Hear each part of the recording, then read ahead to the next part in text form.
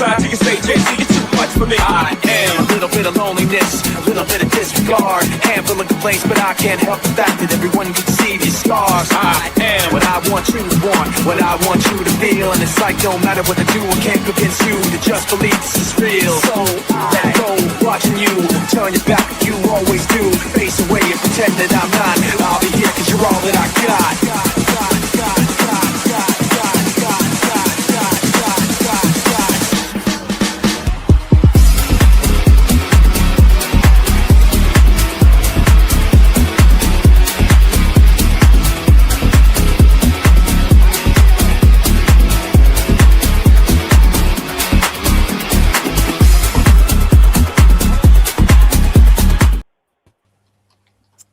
Good evening, everyone, and welcome back to Top Table Talk.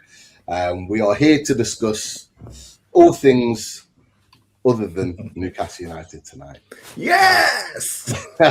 Which some Newcastle United fans will be happy about, some won't be. But no, I'm just joking. We'll discuss all football, including Newcastle United. We might even start with it. But look, we've got a panel here of Andrew. Welcoming Andrew. We've got Rich. In the car, fresh in the car, football training, but he did not want to miss this conversation. Did not want to miss it, boys. Did not want to miss it. Of course, maybe for a number of reasons, but I'm sure we'll get into that. And of course, it's loaded, boys. You'll have Martin from the Mancunian Way come and join us, and Deji might well be making a passing visit. So lots to discuss and lots of teams to discuss. But first and foremost, let's just rip the Band-Aid off. Let's just have this conversation. Of course, there are other teams that won at the weekend. We certainly didn't. But the ripple effects of the Tyne-Wear derby are still feeling its effect in the Northeast, certainly for Newcastle United, if you're black and white.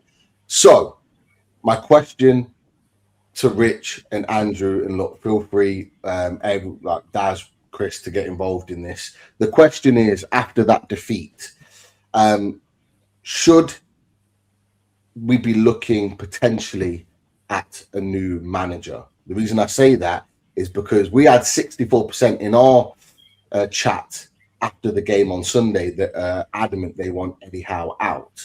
Lots of people on social media are saying the same. There are still some that want Eddie Howe in.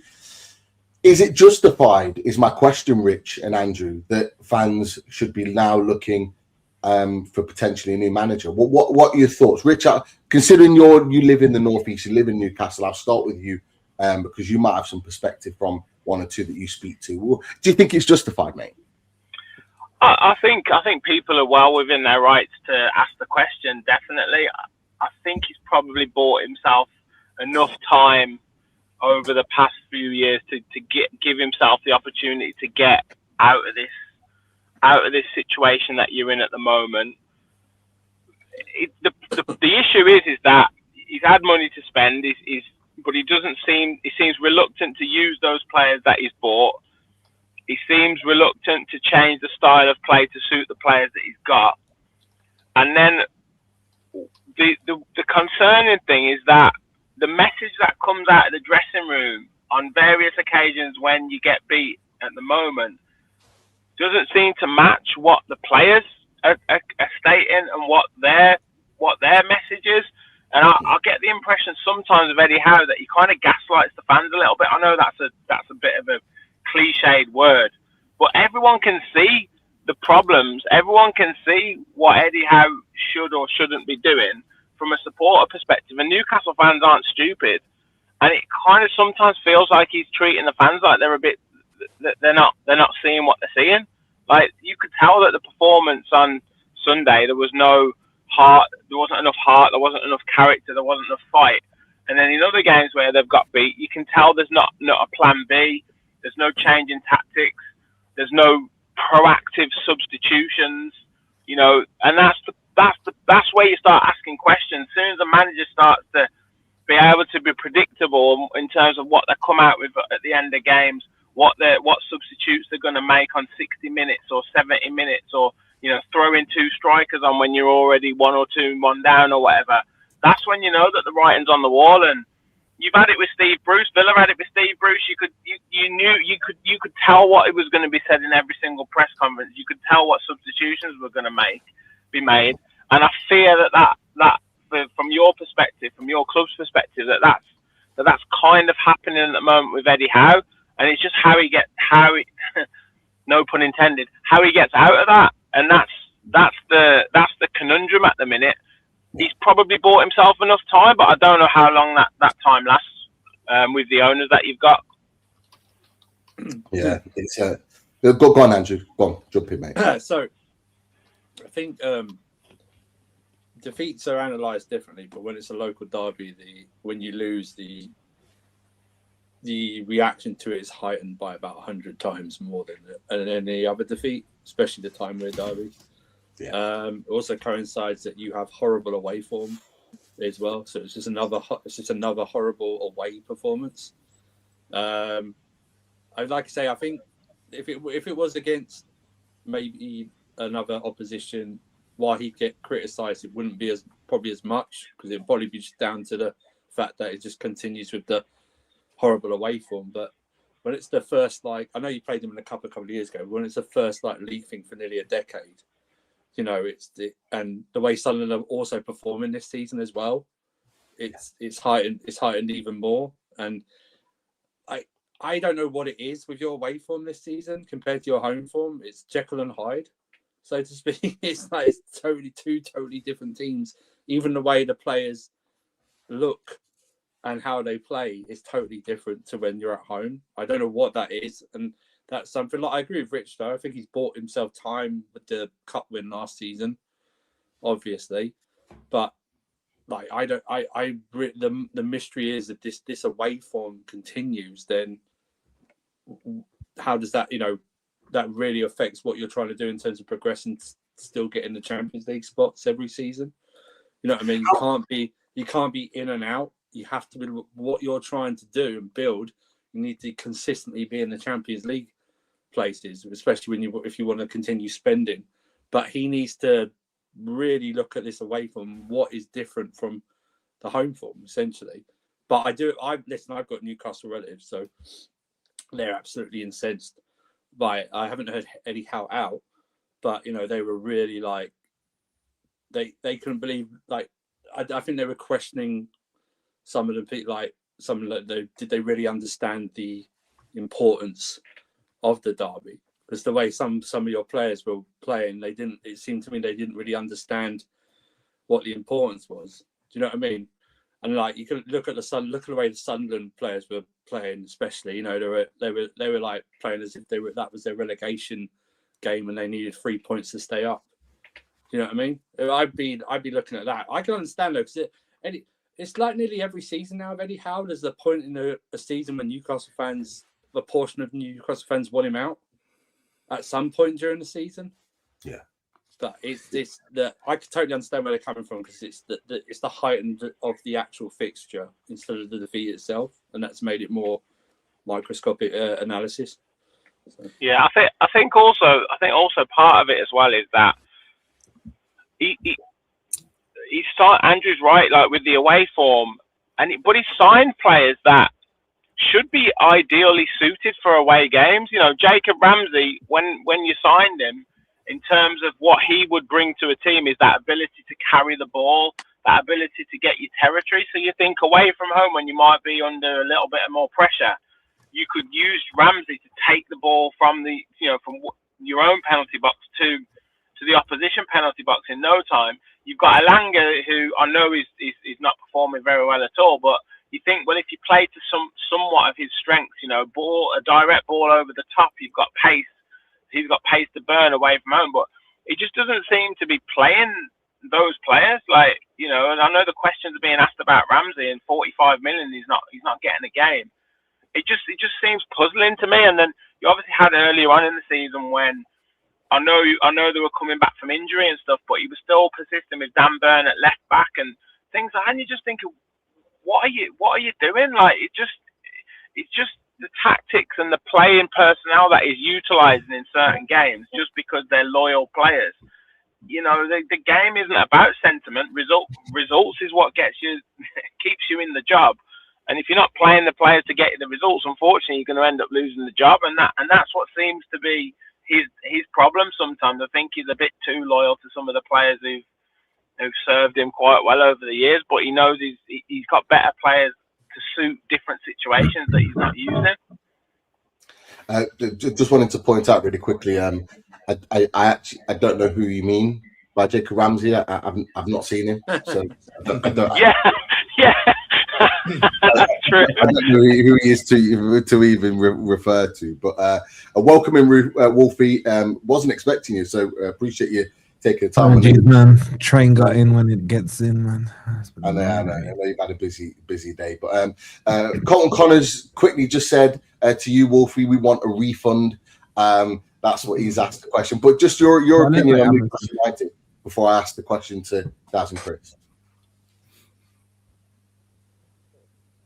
Wait, what did you say?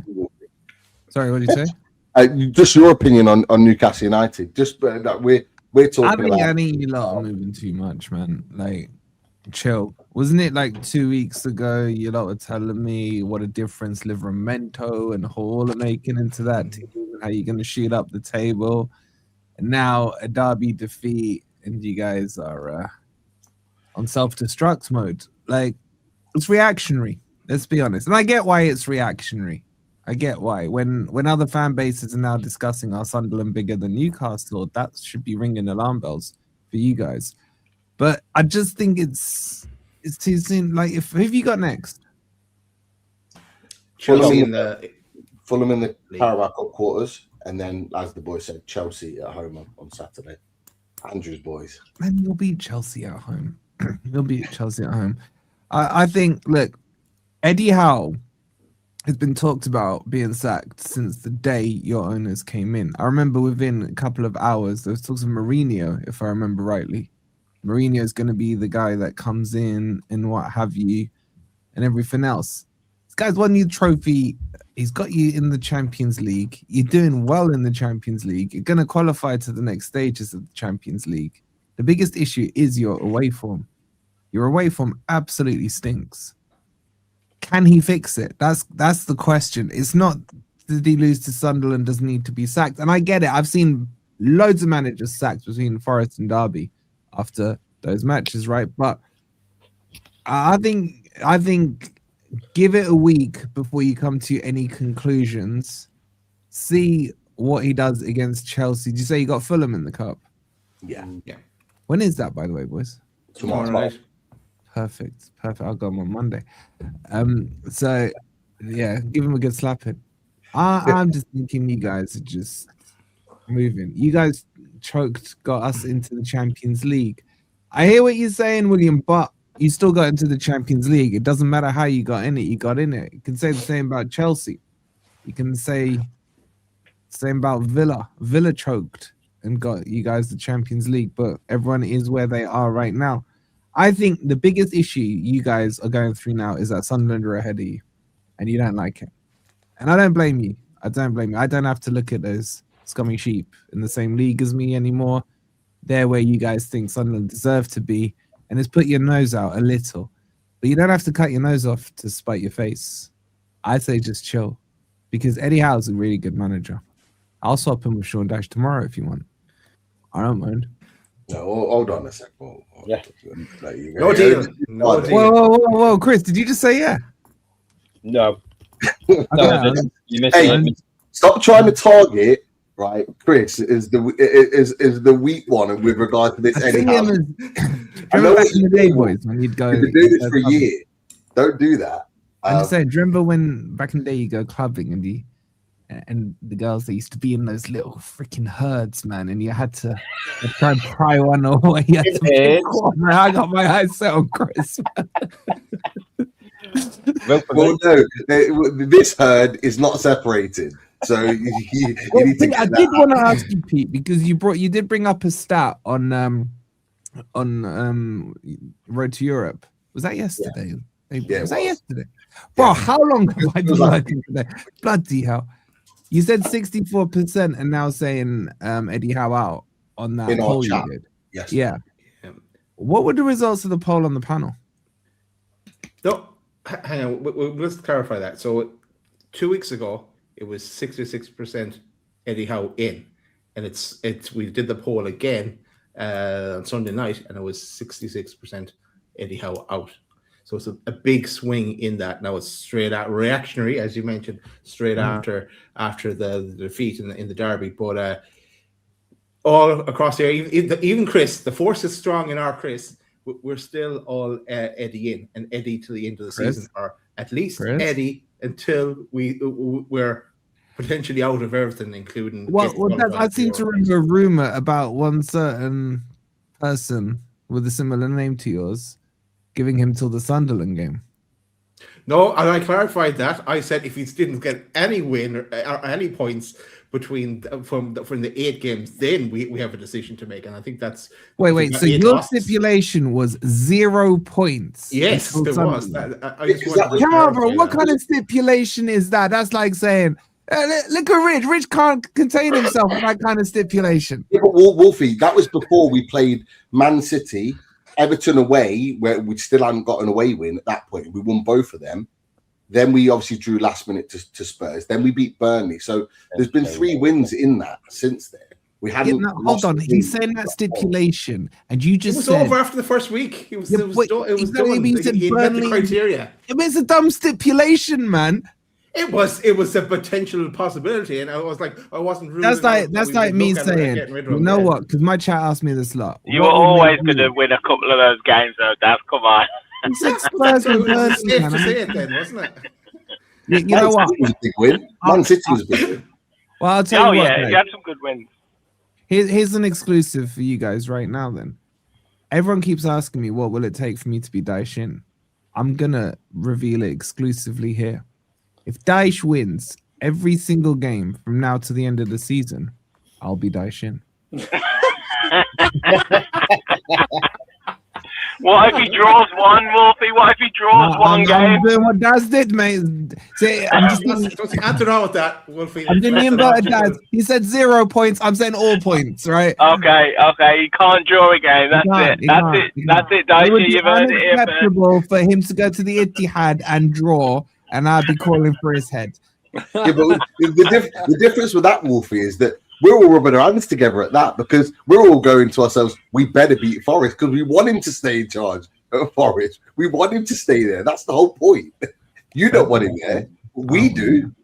So it don't work the other way around. Doing a good job, I can't lie, but I just don't want him. Just to come in on a few of the points that the boys made. Point going back to Rich, we in our reaction show after the game, we did point towards the intelligence of the fans. Who is he fooling with the comments? Eddie Howe fooling with the comments he made. Back to Andy, we pointed as well. It's a totally different form and what we're seeing on taking the pitch between the home and away games. And then today, Eddie Howe has come out and he's kind of changed his stance a bit, which I'm happy he did, because he's now kind of questioning the mentality of the players, and he's coming out with things like he's not actually sure what he's going to get when the team takes the pitch, which is a bit of a mad statement as well from where we were and how close we were. He said in a few games this season, I think he's felt like it. Sorry. Apologies if you've already covered this. Can you catch me up? What has Eddie said something after the match? That was today in the pre-match before Fulham.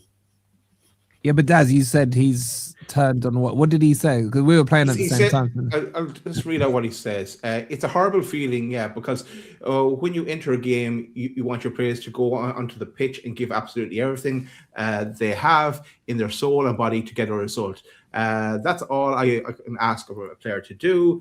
Let me just skip forward a bit to where he says that. I want to get the direct quote for you. Give it a second. I'll put it on screen. I'm not gonna lie to you, Daz. I feel you've been a bit disingenuous. Like, you can tell when someone starts wanting exact quotes. I don't think your heart's fully on Eddie Howe. Me? No. I have said that I want Eddie Howe to the end of the season, unless we're out of everything. No. I'm not doing the 0 points end of the season bollocks, bro. No. I'm getting the vibe Like let me put this politically correctly. You wouldn't wake up crying tomorrow if you heard Eddie Howe had been sacked. I would be going, who are getting in? Who's going to turn this around? I want Eddie to turn this around, and I think he can. Do you know what? Is anyone else getting that same vibe? He just doesn't want to say it out on a public forum here. No, do you know what I think? You know what I'm saying? The whole YouTube thing. What if Chelsea win on Saturday? What happened? What if Chelsea beat you on Saturday? It's another defeat. What can we do? Are we still in the cup at this stage? You know what, Rich? Are we still in a position to qualify in the Champions League into the next round? Do you know what's been the biggest problem for me in the last 48 hours? The biggest problem for me in the last 48, I'll put my cards on the table. The biggest problem for me in the last 48 hours is what Eddie Howe said in the post-match.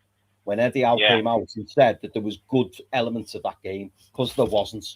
There was no good elements to that game, and he can dust it up as much as he wants. There was no good elements to that game. My thing now, looking forward, apparently, I've not seen the press conference yet. Daz has just read out a few quotes, but it sounds, people in the chat, if this is wrong, Pete, if you've heard it, mate, it sounds like he's basically backed up a little bit on it.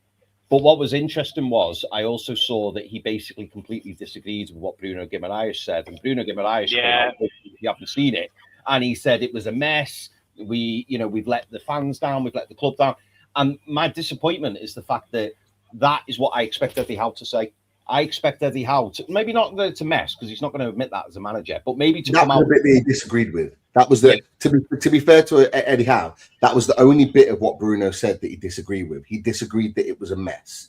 He agreed with everything else that Bruno said. And he can't, as a manager, he can't say it's a mess, because then he's basically saying, I created a mess, because he's the manager, and it falls on his head.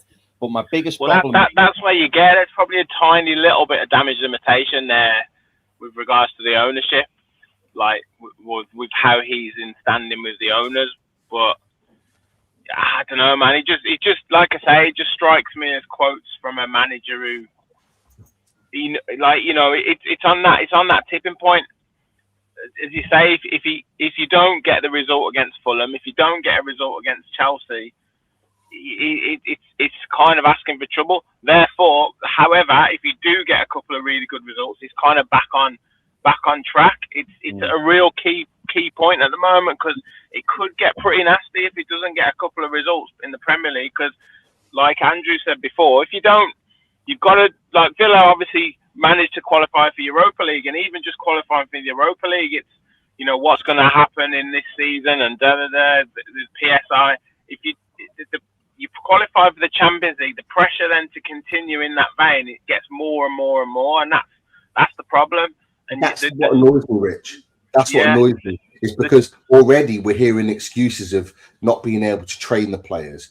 We're playing too many. Exactly. What do you flipping expect when you want to play Champions League football at the top end of elite football?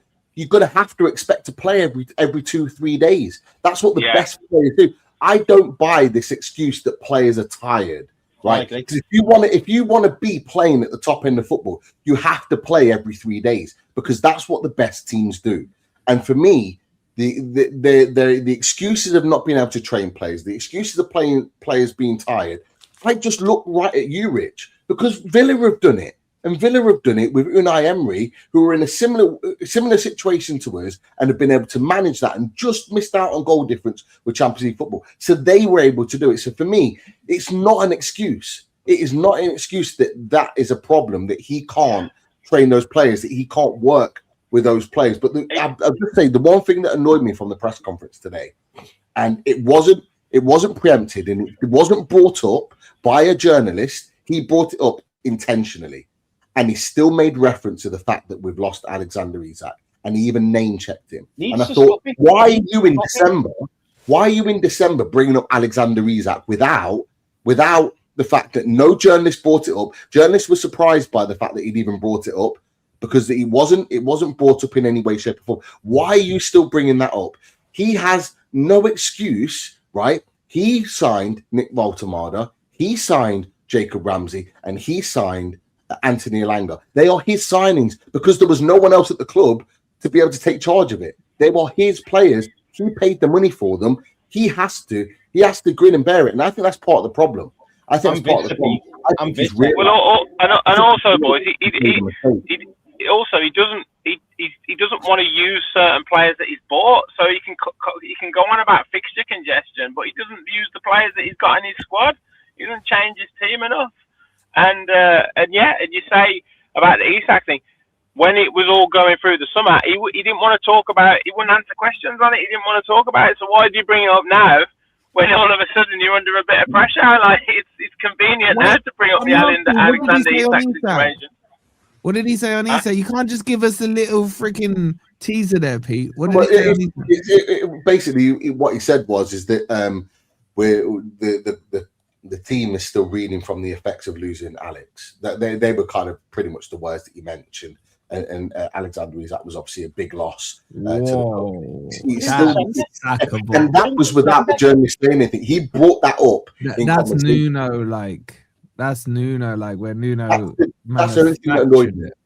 That's the only thing that annoyed me about the press conference. I actually do think apologies. I actually do think that he was very smart on it. It wasn't obvious that he was putting it back on the players. He did it in a way that it wasn't blatant, but I think he sent a message to the players because he talked about, well, what is mentality?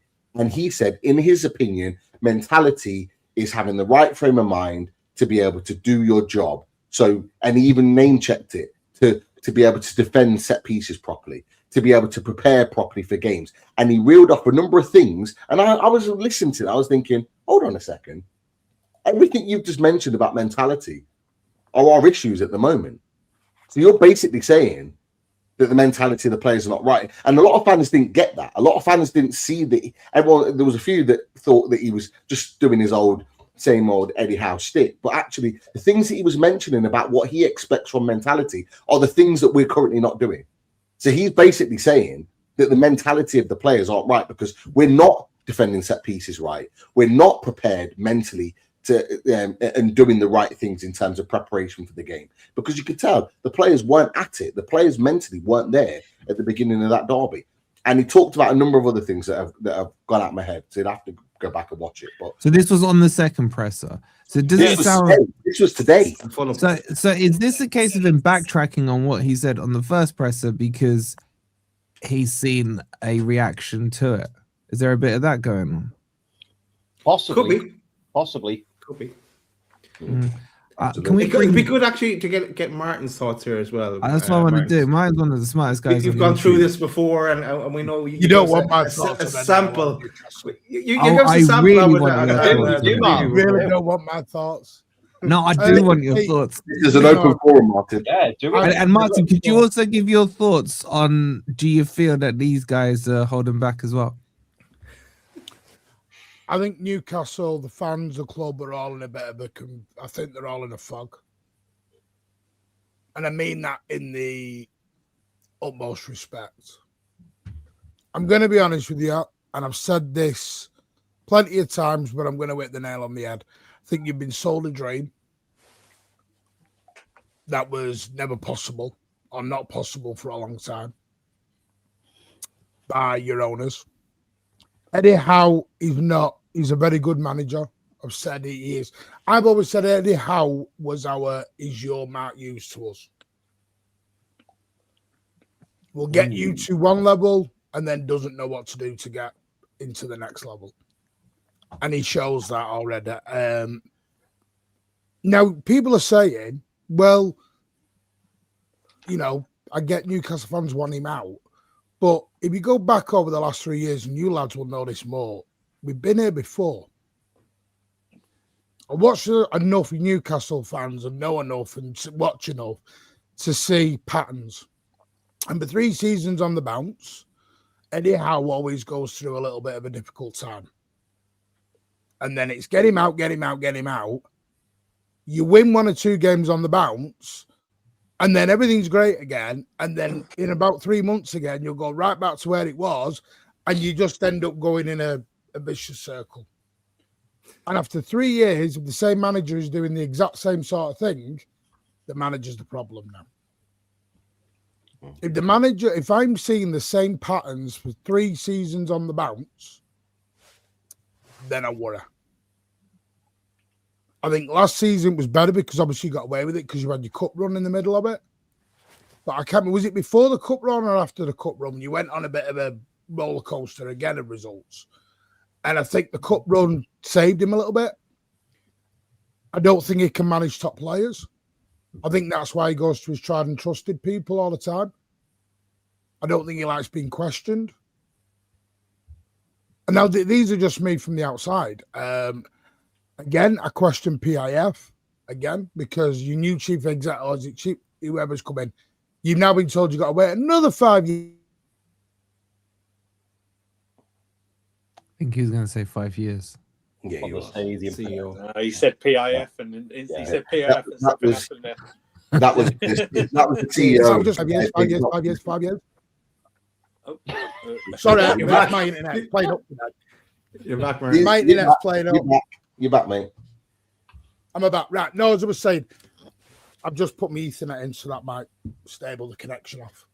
5 years, Martin. You said, you said you've been told 5 years. So, but what is it going to be in 2 years? Another 5 years? How many times are you going to wait? How many years before you get there? Well, this time the project is 2030, so they've been more specific on the year that they expect. That's 5 more years then. But I agree with you. I think that you're more than fair in what you're saying. No, I'm not trying to be nasty. I just think I don't think you are. I just think you're being sold a dream, and I've said this to other Newcastle creators. I question how much PIF are in this. I question them. How much they're in this for. And then the other problem you got is, you're going to sack Eddie Howe, and I heard all the names last week, Mancini, Alonso, and all these. That's great. You do realise they ain't going to come on £4 or £5 million a season. They're coming in on 10, 12, 13, 14 pound. So you need I can tell you Mancini wants 15. Yeah, exactly. You want the big managers, you pay the big bucks.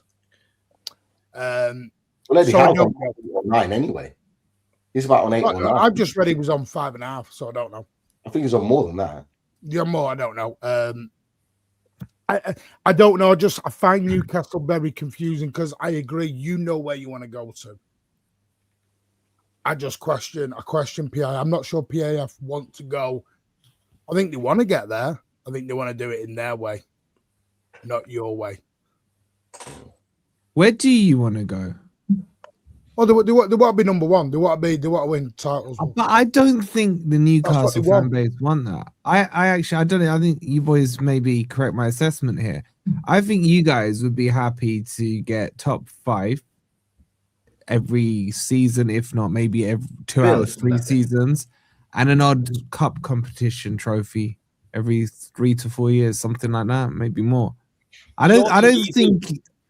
Short to medium term, Wolfie, I just want to be competing. I want to be consistently in that top 5, and I'm sure the boys will share this ambition. I want to be consistently in the top 5, and in time to come, I'd love to have a title shot. That's what and I'd say that within the next 3 to 5 years. That's what I want. But we need back-to-back Champions Leagues. We need to be qualifying for the Champions League over the next 2 or 3 years. I don't think that's crazy expectations. I think they're as grounded as mining of getting. Do you think Wolfie, when they said 2030, they were talking qualifying for Champions Leagues? Yeah, but the thing is, when anyone tells you they're about to sell you, sand to the Arabs, and they're going to do it to you in 5 years, they're always chatting shit, man. There's no business plan that ever stays the same. That's 5 years down the road. No, but there are Newcastle fans who believe that. There are. Yeah, but of course there's going to be people that believe it. Otherwise, why would anyone say it? Because they know it works. If you promise someone something, if I promised you, Martin, that I'm going to buy you a new car. It's going to be the best car you've ever seen. But you know what, bro? I'm just saving up now and I'll get it to you in 5 years' time. I know you won't, but people would think, okay, you know what? If I just keep this guy sweet. Yeah, of course, there are always gullible people out there. I understand that. My point is, Martin, is I don't think they need to have these high expectations, because their expectations are higher than what I think your average Newcastle fan is expecting. I think your expectations are more realistic than the club's. But that expectation is what we set out from loaded when the first takeover happened. It was can we get to the point of European football?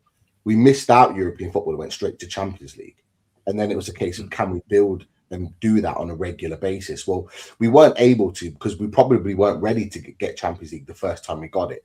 Last season we were ready. We built. We had a team strong enough to get Champions League. We got it, and we won a trophy in the same season. But this is why, and these boys will know it because I said it right in the summer, and I've maintained it all the way through.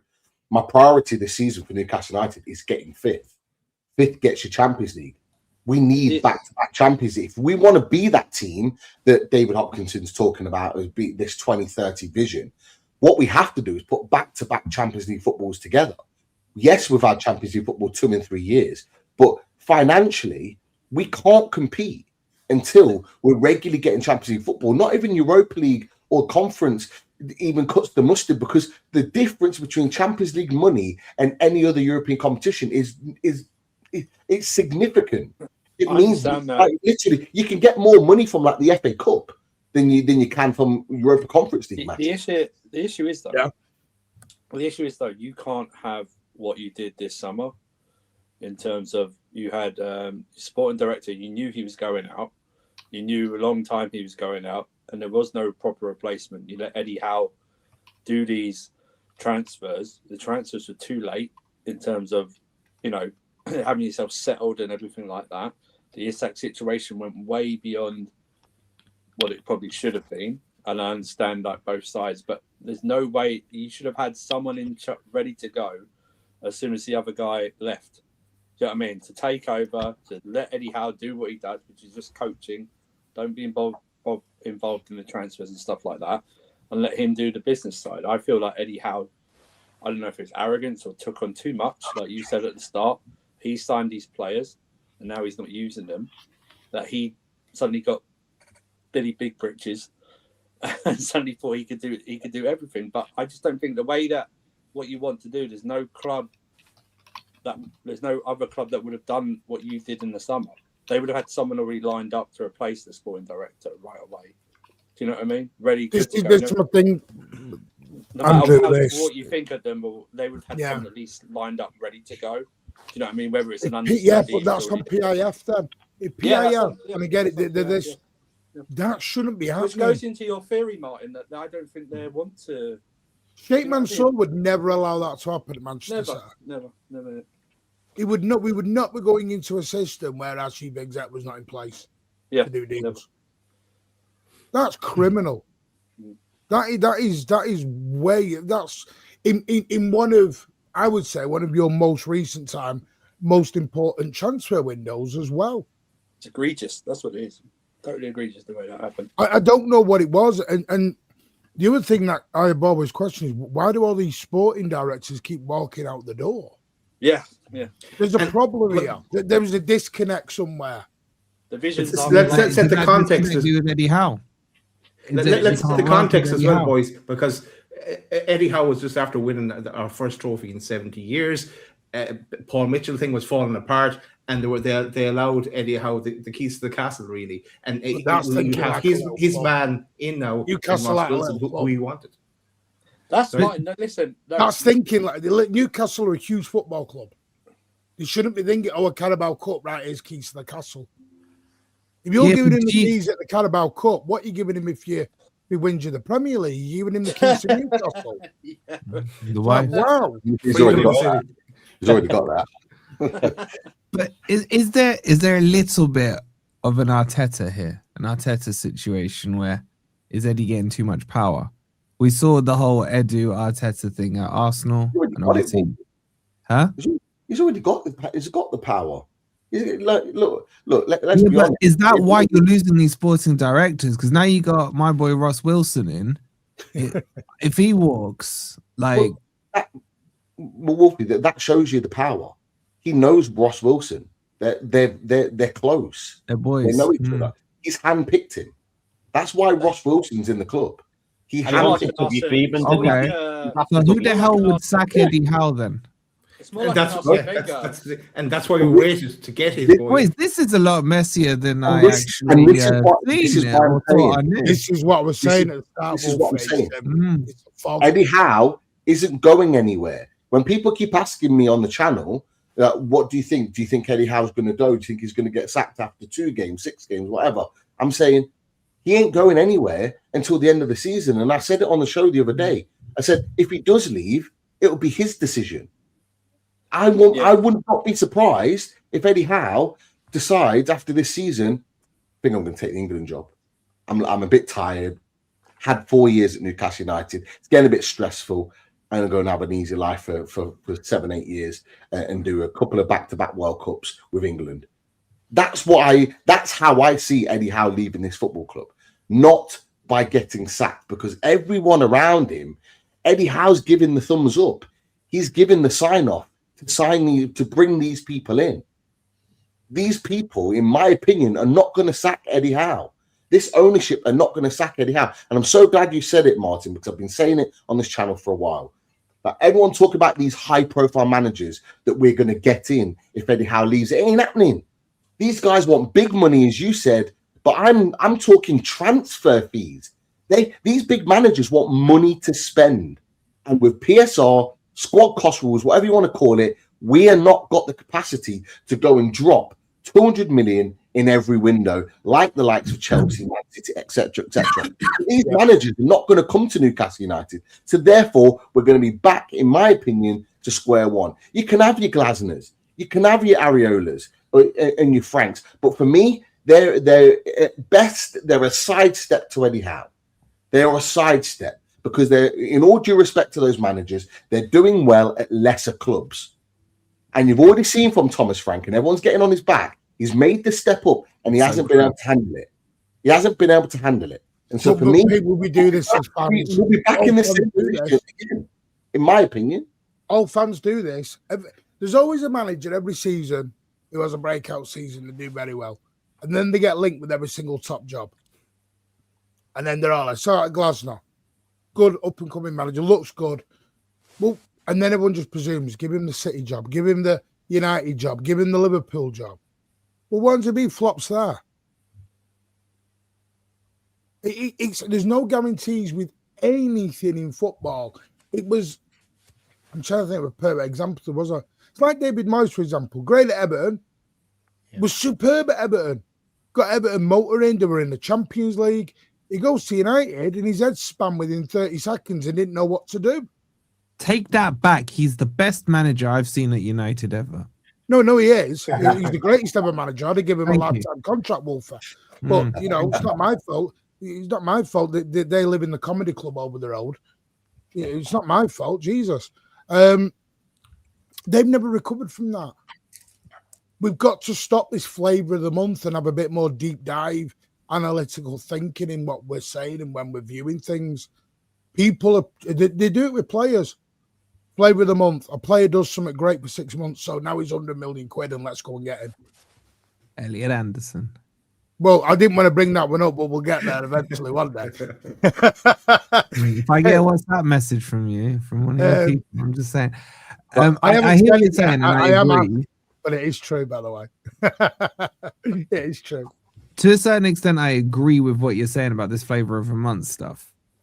But my question back would be, so let's just say Pep left tomorrow and you're not going to get this flavour of a month. The only other alternative, speaking of flavour of my week right now, perfect timing, but the only other alternative is get who? You're going to get an old head that's done it before.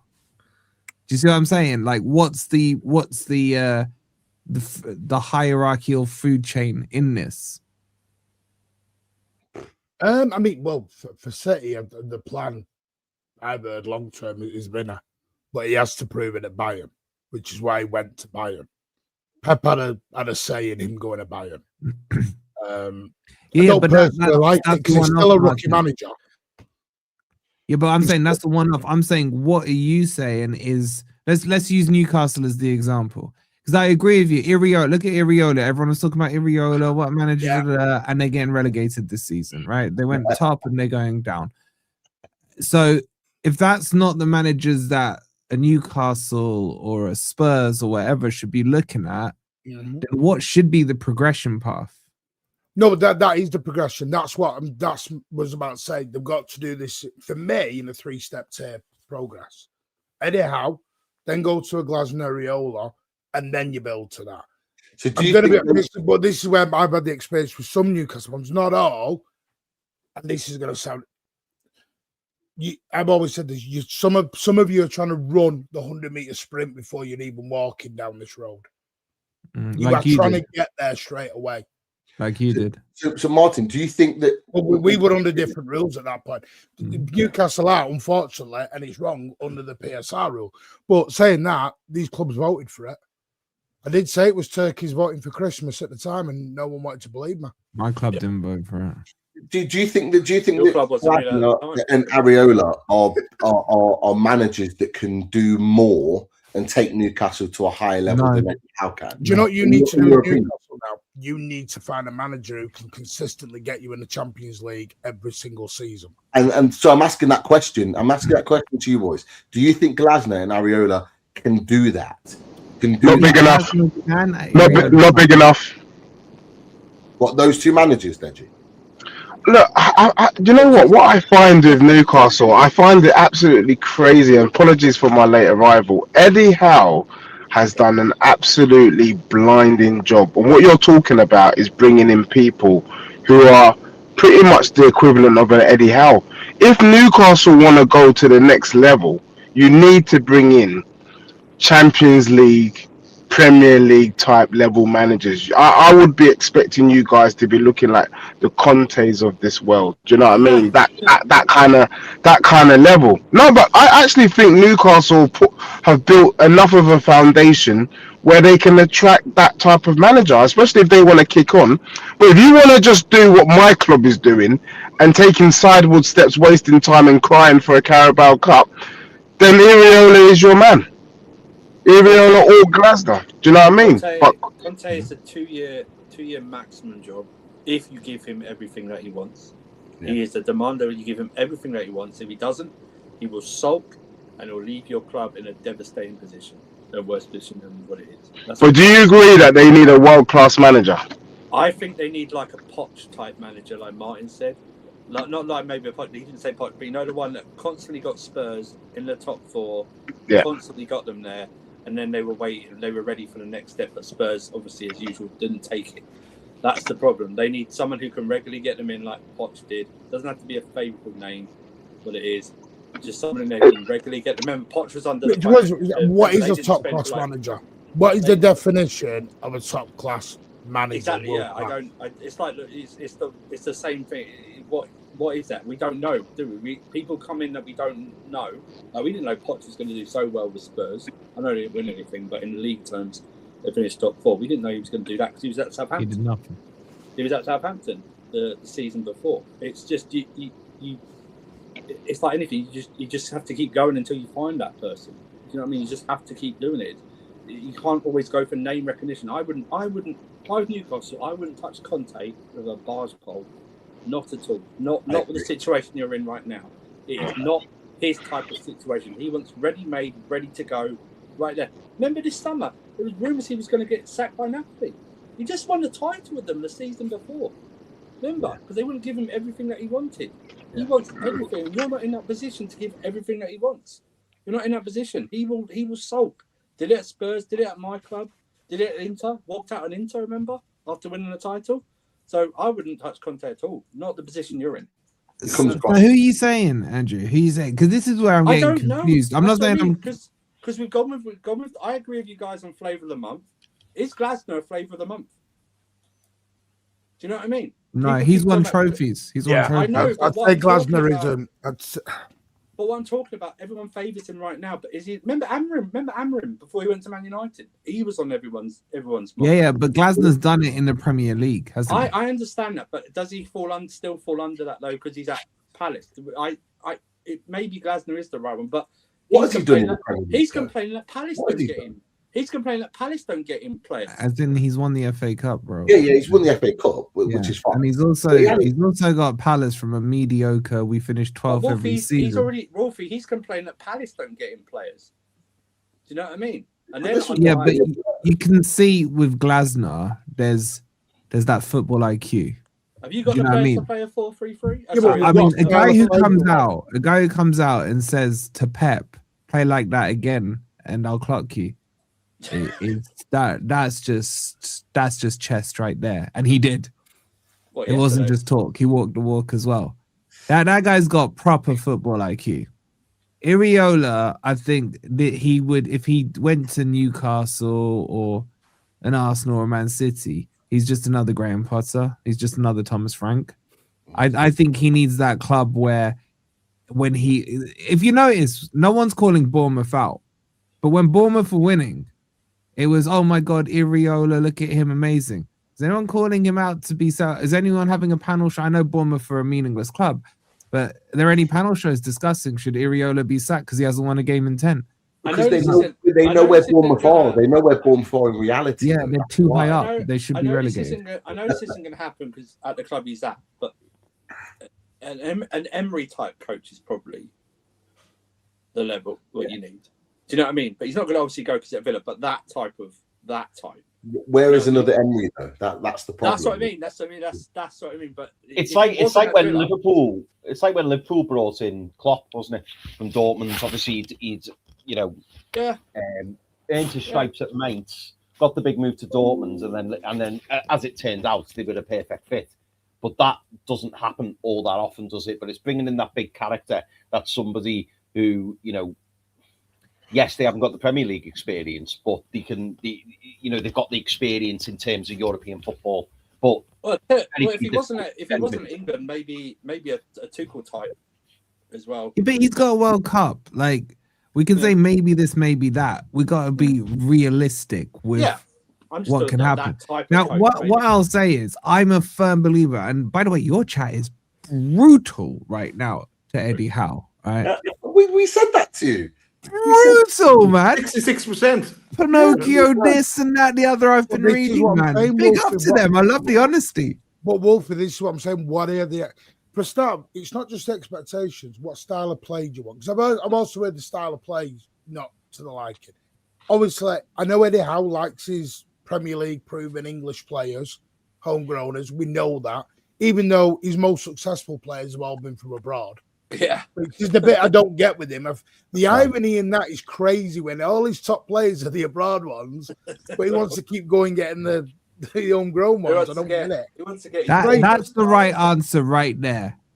NCL Fabregas is the next big name that's going to emerge. No. I think for me, Fabregas plays beautiful football. I think there's a lull at the moment with world-class managers. I think right now there are a number of young managers, up-and-coming managers, new-to-the-game managers who need a good 3 or 4 seasons in their respective leagues before we can say, yes, they'll be ready. Because, look, if you brought Fabregas to the Prem now, he would die. He wouldn't do nothing. If you brought Company to the Prem now, he would die. He wouldn't do anything. Alonso is struggling at Real Madrid, the step too quick step. These guys need time to cook as well. We talk about players cooking. Bloody hell, we need managers to cook. But I reckon in about 3 or 4 years from now, the likes of Fabregas, Alonso, of that ilk, maybe even De Zerbi starts to improve. Do you know what I mean? We will know a bit more from Glasner. Then you can take. But there isn't anyone right now that you can say, if they're in charge, they're gonna take Newcastle to the next level. And let's be real, the Red Tottenham, the Spicy Spurs, Scottsman FC, Red Hot Chili Peppers, they took a punt on Arteta. That was a punt. They weren't guaranteed to see the success that they're seeing. Do you know what I mean? So I'm just saying that we're all gonna have to sit and wait. Yeah. What success has he done? Who? Just to put a top on this Newcastle chat, because it's been a great chat. Really honest chat and some great opinions all round from every one of you. Just to put a top on this, because otherwise we'll be talking this all day and there's other clubs to talk about. Just last thing from me, in your opinion, can Eddie Howe turn this round? I'll start with welcome back, Rich, in the studio. Talking Eddie Howe. We're still talking Eddie Howe. I won't ask us boys at the top because we've already had this conversation. The hide, why don't you? All right. We'll ask it then. You're avoiding Wolfie's question that he's been asking you for 10 minutes. Because you know what? I'll say this. After this conversation, a lot has been explained about Eddie Howe that I wasn't fully, clued in on. I'm of the opinion that you should get rid. I've changed my mind. I really have. I do not like a manager who thinks they're a Cloughie or a Fergie. It doesn't work in this era. He's got too much power, too much control. Forget what he's doing on the pitch. This off the pitch shit is too much. Yeah, I'd get rid. Guys, because I'll be back. I'll be about 5 minutes, so I want to go next. I would say, be careful what you wish for, and the grass is not always greener. I think the job that Eddie Howe has done, especially when you look at, let's take a step back, the job he did with Joe Linton, the team that he kind of put together, pieced together, he kind of built that from scratch, let's be honest. Yes, he's going through a bit of a hard time at the moment, but I think he's shown enough in there. This is not the first time he's struggled and then he's turned it around. I think he can turn it around. And let me say something even more controversial for you Newcastle fans. If you don't want him, I'll have him. I'll have Eddie Howe at Spurs. 100%. 100%. Don't get excited by that. He would take Ange back right now after the beating I gave him. Dej, where are you, Dej? I'm out. I'm outside. You're right. You look like you're in prison, bro. Like with a little light on in the back. Right? I'll be home in about 20 minutes where I can cook you good and proper. So don't you worry, mate. Right, we'll get to Martin then. If you need to go, Dej, it'll drop off, but feel free to come back on, fella. Top man. But Martin, can Eddie Howe turn this round? Short term, yes. Long term, no. You'll just go back into the same circle in 3 months. So yeah, get rid. Okay. Andrew? If you want to progress, you need to move on. Do you know what I mean? You need to test. You're never going to know how good you are if you stay with the same people. Do you know what I mean? That's the problem. And I fear he will stay beyond this season because he's got his mate in. Who's going to fire him? It's the Arsene Wenger syndrome, isn't it? When he hired his own boss. That's what Eddie Howe's done. He's hired his own boss. Do you know what I mean? He's got all the power. He decides when he goes. You know what I mean? I'd be worried because I agree with Martin. I think it's recent. I think this time next year we'll be talking about the same thing, rinse and repeat. That's what we're talking about. Rich?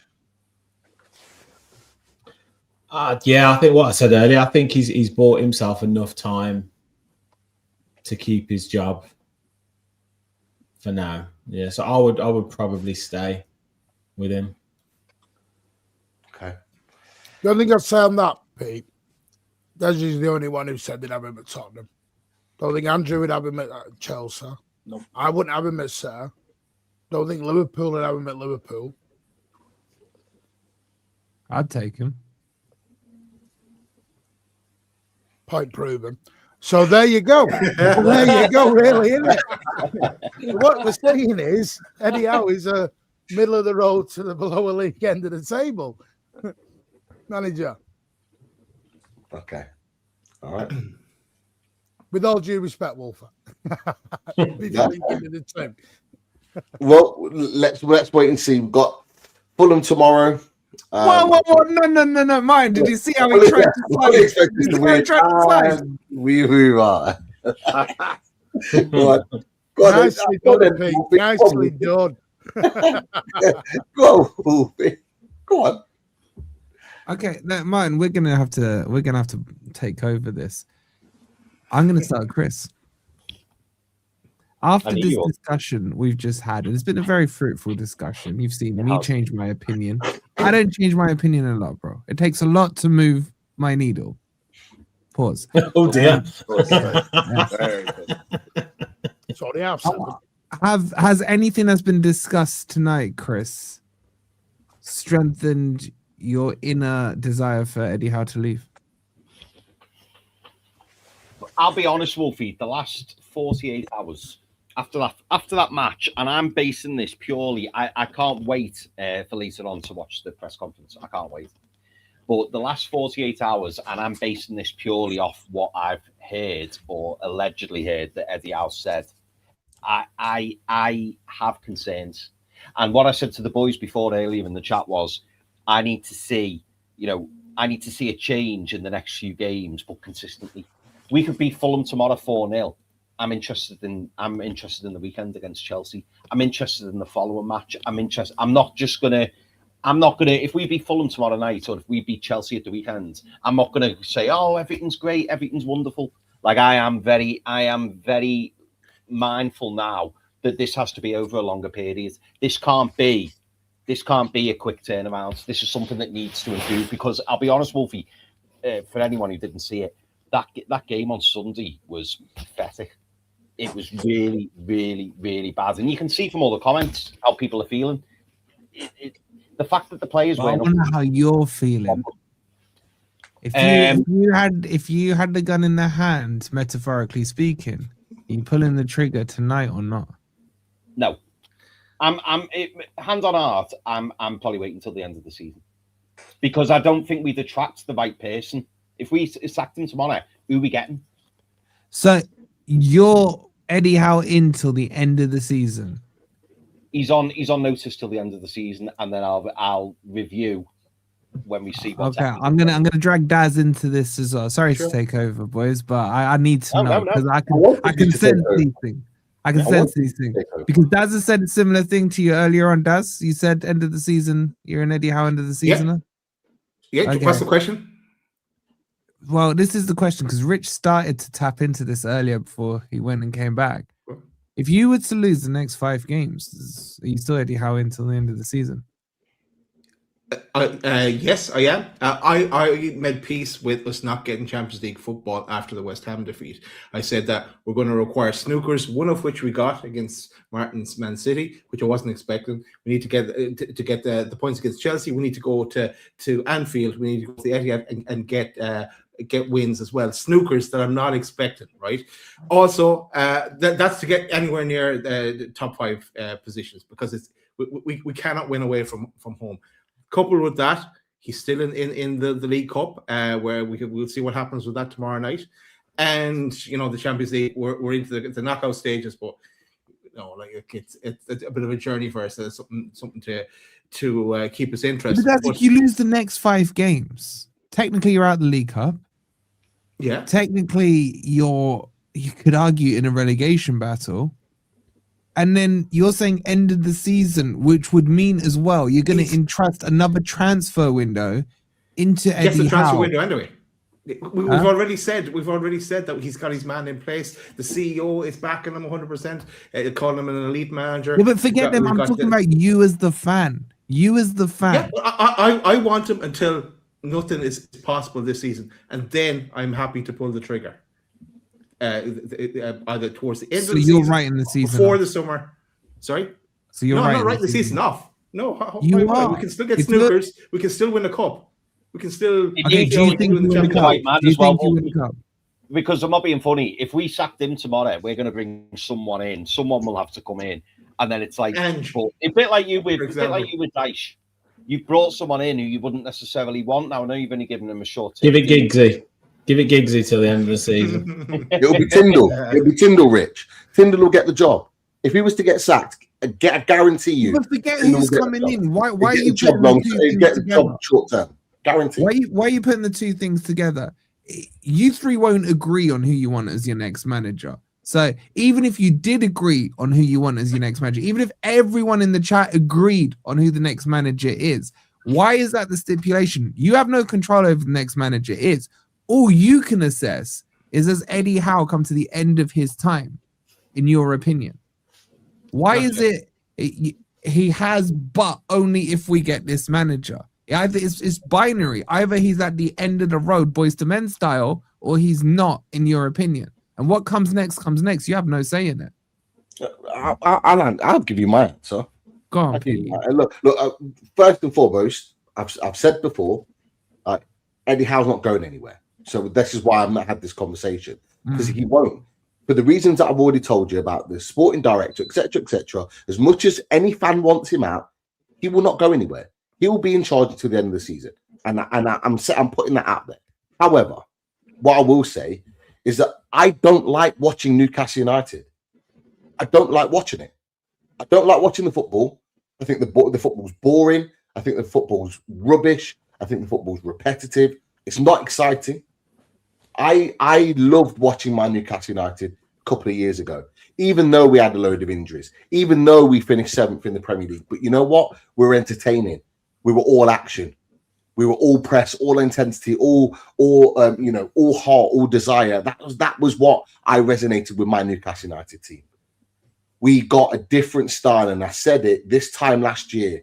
I'm seeing a different way Eddie Howe is setting up. It became more of a possession-based game, and I understand it. He was trying to manage injuries, but it's turned even more so now. He is playing boring, just like layman-style football that I don't enjoy watching. I don't enjoy it, and we've got players that still only know how to play that old style, and he's making them play a style that's not suited. They're not fit for purpose. Joe Linton's the classic example. Joe Linton is fit perfectly like a glove to that old style Eddie Howe setup. He does not know how to play possession-based football. He can't pass the ball. So how are you expecting to keep possession when he can't pass the ball? So I don't like watching this Newcastle United. And I've said it before. I will call Eddie Howe out when I don't like what I'm seeing, and I don't like what I'm seeing. And I was absolutely disgusted in what I saw on Sunday. I'm not happy with it. It is unacceptable to have that performance on that derby on that occasion. I need to see big changes. I need him to go back to old style football, the old style blood and thunder. I need to see that football. If it brings a couple of more injuries, fine. Buy a couple more players because we've got the money to do it now. And ensure we've got a squad big enough to manage it. What we need to start doing is being more about attack than defense. We should never in 1,000 years be setting up to go and sit back in a low block against Sunderland. Are you having a laugh? The one team that barely created a chance in any game this season. Their only chance that they scored wasn't even from them, it was from us. And that should tell their own story. I'm sick and tired of seeing this boring layman style football. And this is why we're no good away. It's because we don't bloody attack. We sit, and hope for a counter. But the problem is we haven't got good enough players in attacking areas to put the ball in the goddamn net. Gordon, for all his running, is rubbish in front of goal. He's absolutely rubbish. His only goals this season are from the penalty spot. He'd have 0 goals this season had it been Nick Voltemada was taking penalties. The only one that can put the ball in the bloody net is Harvey Barnes. And where was he on Sunday? On the bloody bench. It's an absolute disgrace. So, yeah, I need to see big changes. I'm not afraid to say Eddie Howe's time's up.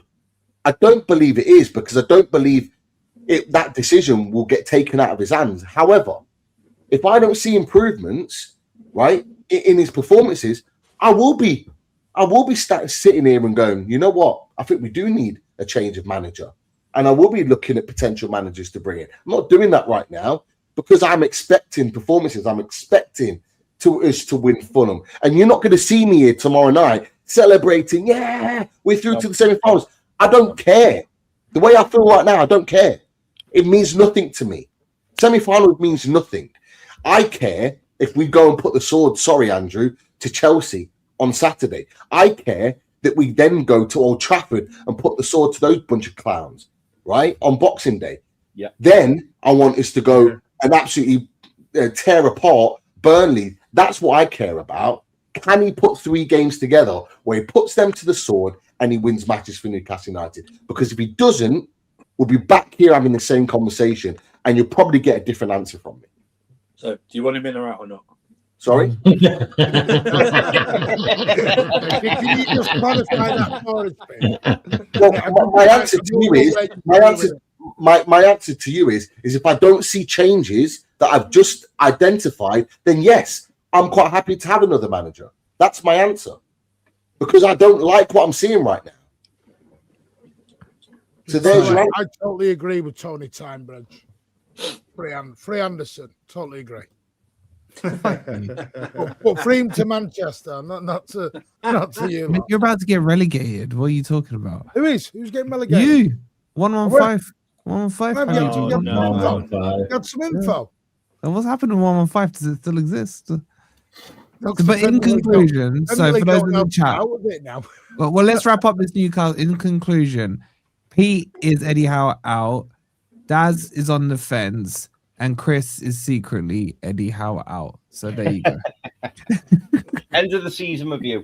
Boys, I'm going to have to shoot, but absolute pleasure. I was not expecting us to talk about Eddie Howe for an hour and 10 minutes, but I have fully enjoyed it. Really enjoyed it. Enjoyed the hope this therapy session has worked for you, Chris. Oh, mate, I need to go. I feel like it's worked on Pete. I feel like Pete. Yeah, Pete got it out. Pete got a little off his chest there. By the way, Pete has got one hell of a chest, man. I gotta say. Yeah, you've been close enough to it, my friend. I gave it a little squeeze the other night. It is impressive. Take care, boys. See you later, Chris. See you, Chris. Right, your next, boys. Can we move on now, please? Yeah. So let's talk about a potential title race then, because we've got three teams that could, well, depending on their opinion, be in that conversation. Well, Man City are certainly firing on all cylinders. I've got to say, Martin, I thought that win at Selhurst Park was impressive. With how good Palace have been this season and how much people have been talking about them, to dispatch them the way you did, I thought was impressive. Rich, we've talked about how good you've been. Aston Villa, just keep winning. I thought this was a game you're going to slip up when I saw that you went 1-0 down after like 50 odd seconds, and you boys just continue to not be defeated in that moment. And then Chelsea just keep ticking along, picking up results, wiping Everton to the side. My question to you boys is, and I'll start with you, Martin. Do you believe that you can be in a title race? And in addition to you, Martin, because of history, can you win the league this season?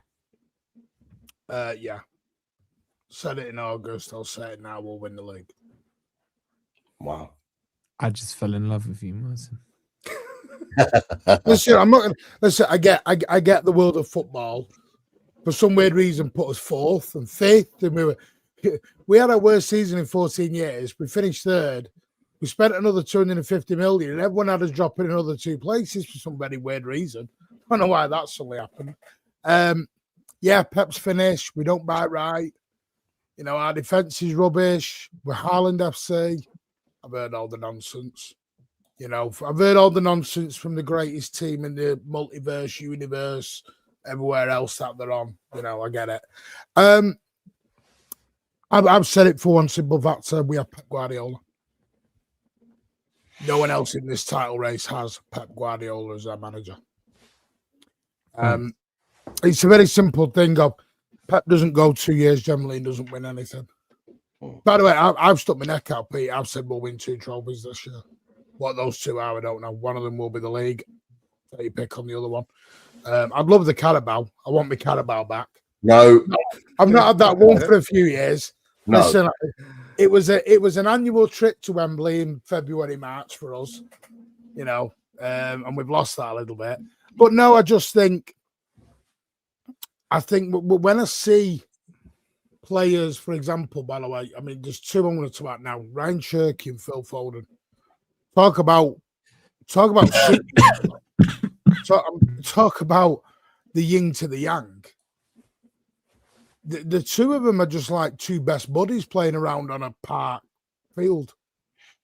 They're doing flicks, they're doing tricks, they're enjoying themselves, they're smiling, they're passing to each other, they're scoring. It's weird how they've just suddenly clicked this up in 4 months. I think Donnarumma was a massive addition into this situation. I think it's been highly, and I get it, it's been a slight change. Human beings don't like change, and when you have that's your best signing for years, that's your best signing for exactly. about 2.5 years, Martin. When you have 8 years of Edison ball, and then you see the 6 foot wherever Donnarumma comes into the ring, because Donnarumma for me, and I'm going to show my age here, it reminds me, not as good, but it reminds me like an old-fashioned Peter Schmeichel. United could be playing really bad, but Peter Schmeichel can win you games on his own with the saves. Yeah. Look, that's where I'm at with Donnarumma. We know that feeling.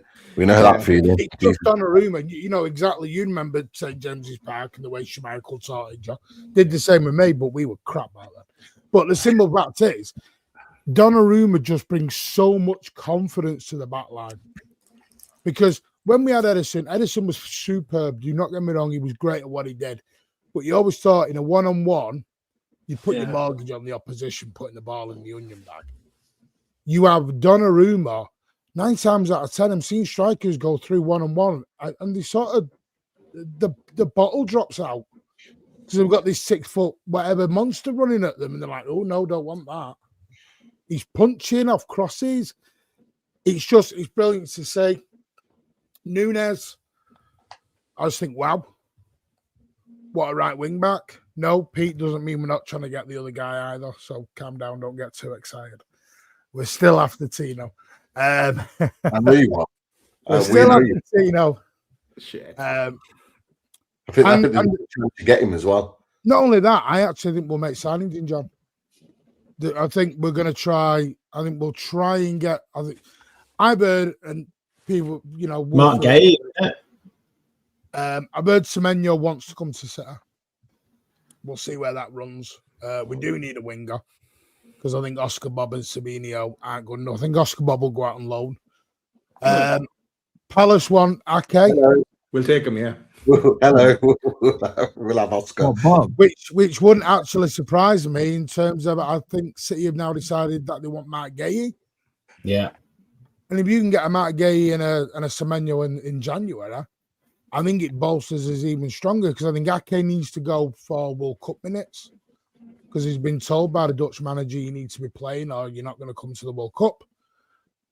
Stones, sadly, is just he's mental, he's willing, his body is not. His body's just breaking apart, sadly. Tremendous centre-back, one of the greatest defenders I've ever seen, ball-playing ones at least. And then you've got Rodri coming back. And I know there's a lot of, will Rodri come back? But Rodri's City have purposely took the time with Rodri because I think they did rush him back too early at the start of the season. I think they rushed him back. I think that was a little bit of stupidity on Rodri's side, but I think that's where the City medical staff should have been a bit stronger. Said, no, you're not going to play 3 games in 7 days. You're not quite there yet.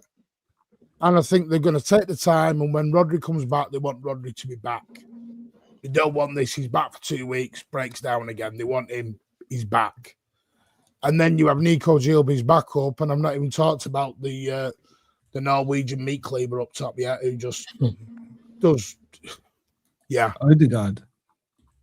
No. Yeah, so we'll see, but it's not going to be easy. Arsenal are a very, very good team, but we've got the expert. But I'm not going to count Villa out. I'm not going to count Villa out. I'm not. I think Villa will be there. I think you'll drop eventually, just through the lack of experience, the lack of depth, maybe a little bit. I think Villa's big thing will be seeing if they can keep all of your best players in Jan. Yeah. I don't think there's any. Go on, Pete. Go on. No, I was going to say right to reply. Go yeah. No, look. Being brutally honest, my start of the season prediction was Man City to win the league. That was my prediction. I think. Yeah, I didn't understand what Martin said. I didn't understand the kind of dismissive nature of Man City and what Pep Guardiola and how they might change their tactics and how the players would adapt to, you know, being new into Man City and as you said there, the Donnarumma signing is massive.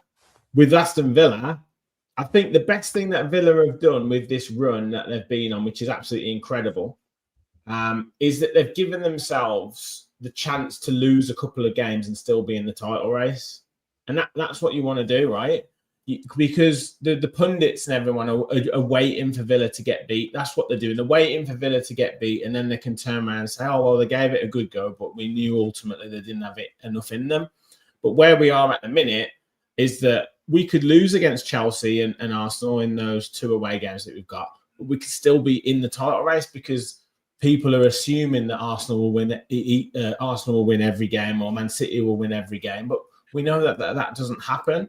So I think Villa have given themselves the opportunity to be able to get a couple of bad results and still be in that conversation. And what we know with Aston Villa, what we know with Unai Emery is, even if he does have the bad runs, which we did at the start of the season, I'm sure we'll lose a couple of games in a row again. I'm sure we will. But what he does have is the ability to go on a winning run of 9, 10, 12 games, and it's not and that's kind of been his modus operandi since the 3 years that he's been at Villa. So if he does that in February and goes right through till April, winning 10 out of 11, then we will 100% be in the title race. As I said to you last week, boys, we won 9 out of 11 to get ourselves into Champions League contention last season.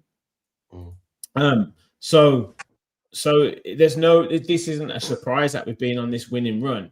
I just think that at the minute, there will come a point where we'll lose a game. It's how we react to that loss that is the big thing. And yes, if we can get a couple of signings in January to strengthen the squad, I think that will make a massive difference. But in terms of like the players that we've got and how they're playing, yes, Morgan Rogers gets the headlines at the minute, but we keep saying it. But you look at Yuri Tillemans. I mean, I don't think there's a better midfielder in the league at the minute. You look at Boubacar Kamara. I don't think there's a better defensive midfielder in the league at the minute. I look at John McGinn. There's no player like John McGinn in the Premier League that can do what he does. So I know that the big six get the headlines, but Villa have got some top class players in their side themselves. Martin talks about Donnarumma. Emi Martinez wins 12 points a season for his team.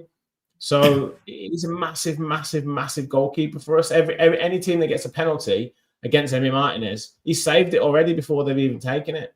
So we've got some big players. We've got some big characters. And I think what the difference in the shift with Aston Villa this season has been in that mentality. We've been 2-0 down against Brighton. We went down twice against West Ham. We didn't play particularly well, but we found a way to win. We were 1-0 down at half-time against Leeds. We've beaten Man City. We've beaten Arsenal. We've thrashed Bournemouth. We've beaten Brighton. All these teams that keep coming up to us, we've beaten them. And I think the different ways that we've won all of these games shows that there's a different mentality shift, and we're in a title race. I don't shirk away from saying that. Aston Villa are in a title race.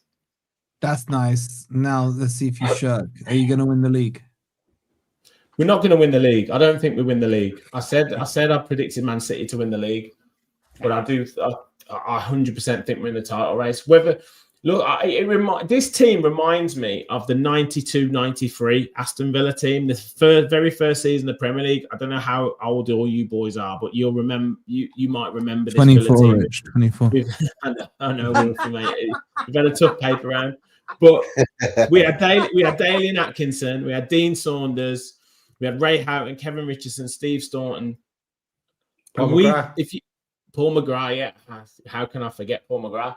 And if you look at the goals that we scored in that season and look at the goals that Villa are scoring this season, we had about 8 goal of the season contenders in that season. It was the goal that Dalian Atkinson scored against Wimbledon, where we ran the length of the pitch and chipped the goalkeeper. Dean Saunders, when he hit that volley from the halfway line. There was so many brilliant goals that we scored that season, and it kind of reminds me. Who was the manager that year? Big Run, yeah. Ron Atkinson. Yeah. Oh God, Yeah. how have we had 2 managers? Have we? Is it 2 we've had to? Ron Atkinson, man. Big Run, and we won the League Cup the season after. But yeah, it reminds me that the quality of the goals that we're scoring, and if XG was a thing in those days, it would have been the same thing. It would have been, oh, how are Villa scoring these goals? It's not sustainable. All this good of blah, blah, blah, absolute rubbish that they come out with this XG bullshit. But that was the level, like the goals that we were scoring. But we just missed out. We just fell at the last. I think there was like 3 games. I remember us beating Man City 3-1, and Niall Quinn scored. And then I remember us beating Dean Saunders had been on a mad Baron Spelling not scoring a goal. He gets a goal in that game. Ray Houghton scored, but that was our last win, and I think we lost out in the league to Man United in the end. But it just reminds me of that season where we came second. So I wouldn't be surprised if we come runners up in the league this season. That would not surprise me. But I do think Man City will win it. I know both Wolfie and Andrew need to go. Andrew, just before your game kicks off, do you see yourself still fighting in that sort of top 3 bracket? Obviously, Rich is saying he can see his team potentially being runners up. You don't have that same confidence? I know we've spoke about this before. Like, where are you at with Chelsea right now? Because they seem to still be picking up wins here and there. Like, they're still ticking along. I think Chelsea are epitome of this league, Pete. So I think Rich said it. You could lose two games, but then still be in a good position, still to be what you want to do. Because if you win the next 2 games, you're back up again.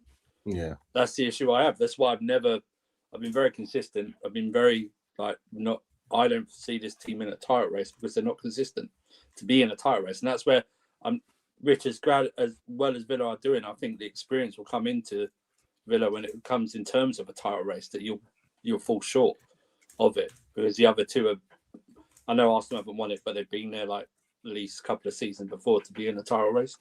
Yeah. Mine too inconsistent. It's proven last couple of games. The high of the draw against Arsenal, and then you go to Leeds and totally, I don't know what that was, and then you go to Bournemouth, who hadn't won in 6 games, and draw a blank, and then I was expecting a much tougher game against Everton than we got. Do you know what I mean? So it's very inconsistent. It's like, I don't know. We got a terrible record up against your mob, usually away at St. James's Park. But it wouldn't shock me if we go there and beat you 1-0. Do you know what I mean? I just can't predict this team. Do you know what I mean? It's like I can't predict his starting lineups because he changes them all the time. So I don't know. We're just too inconsistent for my liking. We're a cup team. That's what we are. I know you're going to win tonight. Yeah, we're going to win tonight. We're in the top 4 race. I've always been consistent in the top 4 race, and that's sad for me to say. I don't like saying that. I'd love to be confident in them that we're going to be in a title race and challenge, but they haven't earned that right from me. So I'm very consistent with it. Until they start doing it, then I can be confident in backing them, but they haven't got my confidence to do that. So that's fair. And Wolfie, I know you said it last night. You keep maintaining it. Your main aim is to finish above Tottenham. Am I right? In Deji? No, that's my personal. I mean, is that really an aim? It's going to happen the next couple of weeks. That's not really an aim, though, Wolfie. Is it? I know. That's just banter. That's just banter. Now, my main aim is the Europa League. Yeah, finish. I thought your main aim was keep hold of Anderson. No, Anderson's going in the summer. You're not getting him, though. Oh, okay. Where's he going, Wolfie? Where's he going? He'll be going to either a Premier League team or a Spanish team. Oh, hang on, you can't just have Premier League team or a Spanish one. Very vague. What we're doing there? We're doing names in a hat. Well, I'm just saying it eliminates Man City, doesn't it? Now you can go back to your personal feelings, Wolfie. Just a bit of nostalgia there before as Deji walks in as well. This is a time you didn't finish above Spurs, Wolfie, and it links back to the 92-93 season that Rich was talking about. 22nd position. Interesting. Of course, Newcastle aren't even on the table because they hadn't. Look at that! Look at that! 49 points got you relegated. That's crazy. Yeah, hang on a minute. I thought Arsenal had a look at all this. City have never been, above Arsenal in the early 90s. Why are we? You flexing ninth, Martin? You flexing ninth, really? No, we used to be 5th. We finished 5th season before. What, in League One? We had Peter Reid back then. We finished 5th twice, and then we sacked him to get Brian Horton. Well, we finished 3rd. So. That was when you were decent. We were fucking decent. Some of the teams there, Norwich City, Old Athletic. Queen's Park Rangers in 5th. Yeah. Wow. Yeah. Norwich City. That was when Mike Walker and Brian Gunn and all them used to be there. Do you know what? A very young Chris Sutton. Is that, did they then play, was it the next season where they played Inter, where Bergkamp? No, Bayern. Villa played Inter, I think. Norwich beat Bayern Munich the season after. Yeah, they beat Bayern, didn't they? No way. But boys, like, not to be like in our day, but these are the teams I prefer seeing. I prefer seeing a Sheffield Wednesday in there. An old a Coventry. Football was real football. When football was proper, none of this bullshit form of Brighton. Blackburn Rovers in there, man. I hate Blackburn Rovers. Blackburn Rovers thumped us 7-0 on my birthday while I was having a birthday party. I cried. I was a kid at the time, bro. On my birthday, 7-0, man. I hate Blackburn. I just hope they go bust. I really do. Oh my god, that's crazy. Wow. But look, we'll finish on the Dej. Not good, man. Not good. It wasn't good. I've seen some of your content, Dej. I've seen it, mate. I'm loving it. I'll have to say. Just share your current thoughts on a Tuesday evening. Share your current thoughts on Tottenham Hotspur. I needed to. I didn't want to miss the show, and guys, apologies, but also thank you for waiting for me to come back. And I've been going through a lot of personal reflection over these past couple of weeks, and I've decided that I'm going to use this platform to put my name in for the Spurs job. You guys are talking about other managers. I don't think they know more ball than us on the panel, honestly. This Thomas Wank, is the worst manager I've ever seen in my life. I don't give a damn what he's done at Brentford. This guy is crap. I knew it. When we made the sideward step for Frank, I said, so we're sacking Ange for this guy. Why? And I allowed myself to succumb, because that's what it was. I had to succumb to peer pressure. Believe it or not, you guys are my peers, and you pressured me, all of you. You all lied. You all said he was decent. Oh, Did I? At the job he's done. Did I? Well, apart from you, Wolfie. Thank you. I don't know how you go into a game against one of the most physical teams. There's two teams that I think are extremely physical. Nottingham Forest and Newcastle. You don't go to those two teams and imagine going in, starting with Xavi Simons, aka Little Bow Wow. The guy needs to go to the gym. Me personally, I would have bought Little Bow Wow, as in Xavi Simons, right? And I would have stuck him in pure gym for 6 months before you even see him. But I wouldn't even have introduced him to the fans. No, he needs to get to bloody work. He started Archie Gray and Bentancur. By the way, we haven't played that midfield three all season. And then he decides that Richarlison, who I believe, because you know these footballers, Richarlison, by the way, is the only Spurs player sporting a supercar to training. This guy brings in a McLaren F1 to training, this waste man. Yeah, whilst everyone's driving Mercedes and BMW, this waste man of a Brazilian brings in the McLaren. So it's fair to say that he is wearing Hunter. You know Hunter's, the Wellington boots. Yeah, I reckon that's what he's wearing, because this guy can't control a single thing. I don't think this guy can control a balloon. He's that crap. You know what I'm saying? And then we've got Mawani out on the left. What is Mawani doing on the left-hand side? It's a shambles. Thomas Frank doesn't know what he's doing. And then he allowed a Nottingham Forest team, Longleat Forest, you get me, Everdeen Forest, Sherwood Forest, Yellowstone National Park. They didn't do nothing. They didn't do nothing. Hudson-Odoi was surprised when he scored. Didn't you see him? He was like, oh, crikey, I scored.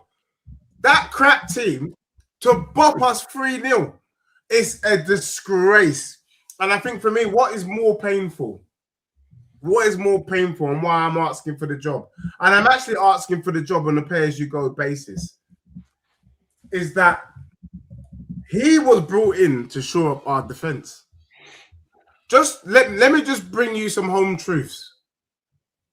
We conceded less goals at this stage, this time last season under Ange. We scored more goals this time under season under Ange. And guess what?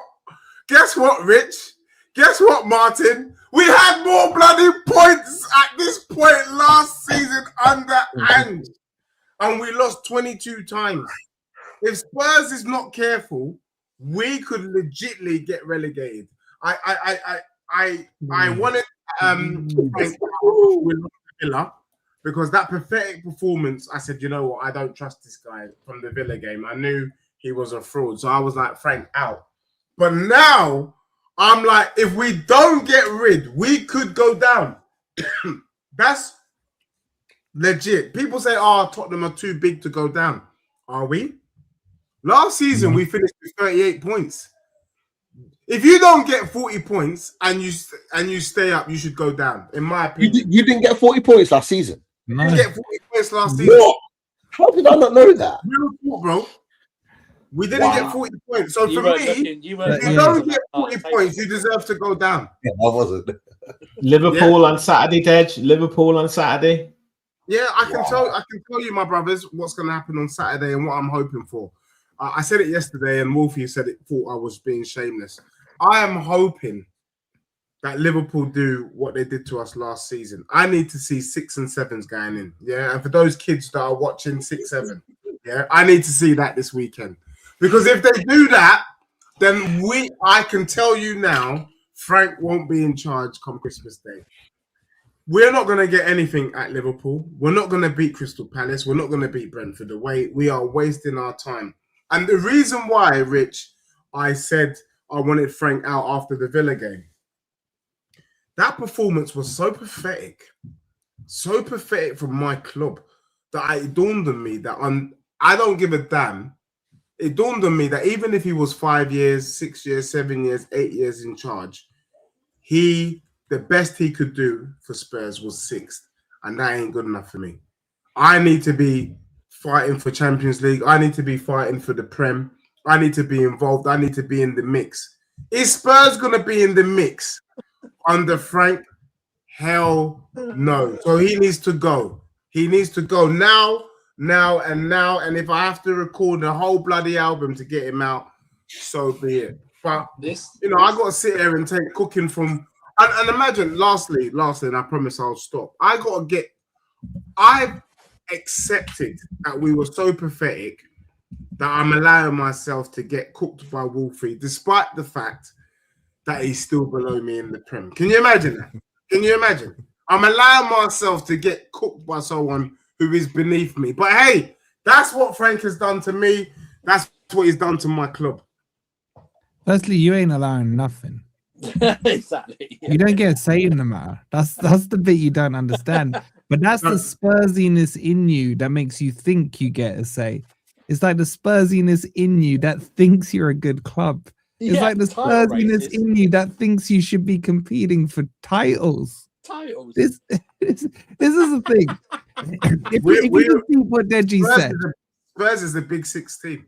No, it's not. And I won a title. Maybe in the Championship you could be a Big 6 team. Maybe. But here's the thing. Like, just follow Deji's logic. This time last year, he was showing us tickets for Qantas Airlines, how he wanted Ange gone, how he would drive him to Heathrow himself, how he would, be the air stewardess for him on his flight there just to make sure he arrived and got him all the way there. And now he's telling us that he thinks Ange is better than Frank, which I actually agree with. Yeah. So let's play out his logic here. And this is the bit that he's not getting. If they sack Thomas Frank, which I hope they don't, you're going to downgrade again. Because you go from worse to worse to worse. Just look at your managers. You went from Conte to Ange to Frank. Bro, you getting Steve Cooper next. That's who's next on your list. You can't attract these managers, man. You're going the wrong way. We've been linked. Gareth Southgate. We've been linked with Frank Hernandez. 100%. Dej, I do not want to see your reaction. Actually, would you take Southgate, or would your reaction be heavy? At the moment, and you know it's dark times. You know, I'll take anything but this man. I would take Sam Allardyce for 6 months. Well, you are in the relegation fight, bro. Real talk. Let me tell you how deep it is. In my WhatsApp group today, man, them are trying to see if we can get Harry Redknapp. That's how deep it is. We're trying to call my man out of retirement because it's so dusty. I'm saying that, man. We've been for real. Man, they're trying to get Redknapp. We are trying to get Redknapp, bro. That's just like giving it to Ginky. Pete, they want the deadline day. They want the deadline day streams from the car window. The pizzas for the journey and all that, isn't it? Yeah, that's good content. On the wingies. Once on the wingies. On the wingy turned up to the training ground and no one's there. Bye. Boys, it's been emotional. Dej, the rant stays in, mate. I had to stay for that. I'll be back next week. See you later. You know what? At this point, I think that's a great way to end it. To be honest with you, great chat from everyone. Can I just add one more Deji point? I probably won't be long. Go for it. Yeah, because he's an elite content creator. Let's be real here. So I'm addicted to watching what he says. Do you know why Deji got into the game? According to Deji, go for it. Does anyone know? Deji got into the game because he wanted to cook people while his club was doing well, man. That was his desire. He sat there on stream the other day, emotional, saying, I can't even do what I dream of doing because of my club. The cooker has become the cooks. Yeah. Crying about it. I'm not going to lie, Wolfie. That is extremely below the belt, and I'm going to remember. Let's fight and talk. For sure. You mean business. Boys, it's been a pleasure. Big Newcastle United talk. Thank you for all your points on that. And we will definitely read all of those and come back to the table and unload it and talk a little bit more about it for sure. Andrew, I know you've got to go because you're in the middle of a quarterfinals at this moment in time. Big up and thanks for your thoughts on the panel. Wolfie, wasn't expecting tonight. Legend as always. Always makes an effort to jump on. Appreciate it. Martin, a Mancunian way. Make sure everyone's checking out these channels, by the way. Always a pleasure, Martin. The voice of reason, I think, with regard to this Eddie Howe conversation earlier. So yeah, really good points on that. Pete. When you're at the top, it's all right. You're in that position. Hey, listen, I was fighting on my lonesome last season. I was fighting civil war on my own. I was Captain America last season. I had everyone at me. You still finished third, even though it was civil war. But that just goes to show crisis meetings, OP every week. Jesus. We had a crisis meeting when we beat Real Madrid last week. I'm like, we've lost the plot here now. Bad. And Dej, of course, built to you, Dej. Crisis meetings, Dej. It feels like it is a weekly crisis meeting for you, man. I'm not going to lie. We are in crisis. That's why I'm using this platform to publicly put myself out there for the job. And I'm being deadly serious. You know, I'll do it on a pay-as-you-go basis. So please like and share this stream. Like and share what my brothers are doing. It's a great platform. And I will, Pete, if you don't mind, I would love to be back if you guys are streaming on Tuesday. I need to be here for the duration of the whole show. So of course, that's handy. Top table there. Always welcome, man. Especially if Nottingham Forest gets slapped up on the weekend. Who you got, Wolfie? I'm playing this weekend, bro. We play Monday. Who you got on Monday? Fulham. You know that team that scored that goal when your keeper decided to run out the box? That one. They've got an easy game before the hard game the week after. Yeah. They're gonna get slapped anyway. I hope. I mean, I think I've told everyone my thoughts about what happened last season, Martin. And I try not to make it too personal. I love last season. I can't wait to see you go down. Elliot Anderson will have man of the match performance in front of his new manager. We shall see. We shall see. Big up to Rich as well for jumping on. Top level panel tonight. Great stuff. And we will be back for more. Hopefully, some of us smiling a little bit more than we have been recently. We shall see. But you boys, people in the chat, make sure you put the likes as well. Get those likes up on the way out. And we'll be back for more very, very soon. You guys take care. See you in the next one. Good night. All night, get you wide up beside and tell me side to side. You can say, JC, you're too much for me. I am a little bit of loneliness, a little bit of disregard, handful of complaints, but I can't help the fact that everyone can see these scars. I am what I want you to want, what I want you to feel, and it's like no matter what I do, I can't convince you to just believe this is real. So let go, watching you turn your back, you always do. Face away and pretend that I'm not. I'll be here 'cause you're all that I got.